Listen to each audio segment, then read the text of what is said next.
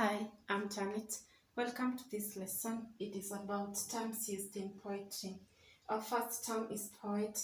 Poet is the composer or the writer of the poem. For example, in this given poem here, our poet or the person who wrote this poem is Kalu Kidenge. That is our poet, the person who composed or wrote the poem. Persona is our second term.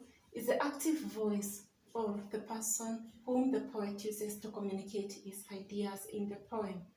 Could be the first person. For example, in this poem, our persona is I. Line is the equivalent of a sentence in a poem. It is a subset of a stanza. For example, I have a thought of 100 ways is an example of a line. Now, the stanza is a whole unit of several lines, an equivalent of a paragraph. Now, these 5 lines here make up what you call the stanza.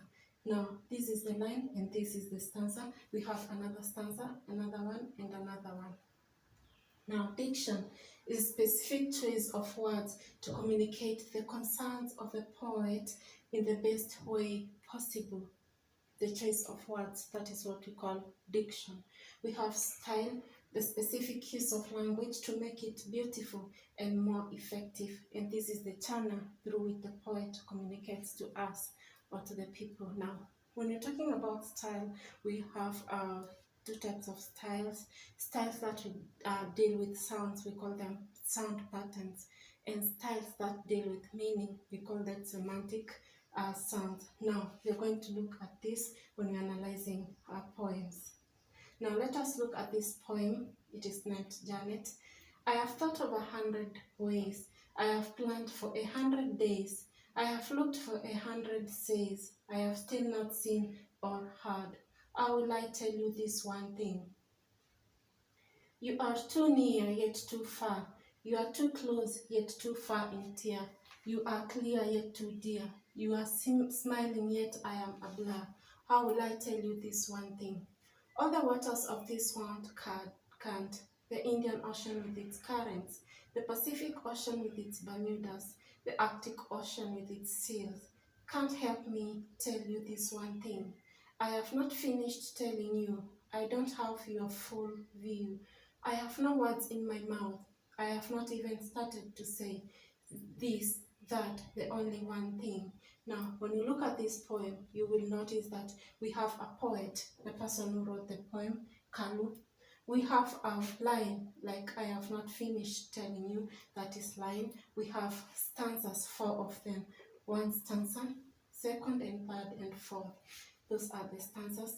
And now, this poem was said that it was written by Kalu, the poet. Poet is the person who writes a poem. Now, Kalu may not be the persona. The persona is interested in this one particular girl called Janet. I, in this poem, is the persona, since it is his voice that we hear. Now, we have given many examples of lines, like I have not finished telling you. I've thought of 100 ways. Those are examples of ways. We have again said that we have 4 stanzas now. One thing remaining, the subject matter of this poem. What is the concern in this poem? What is the theme?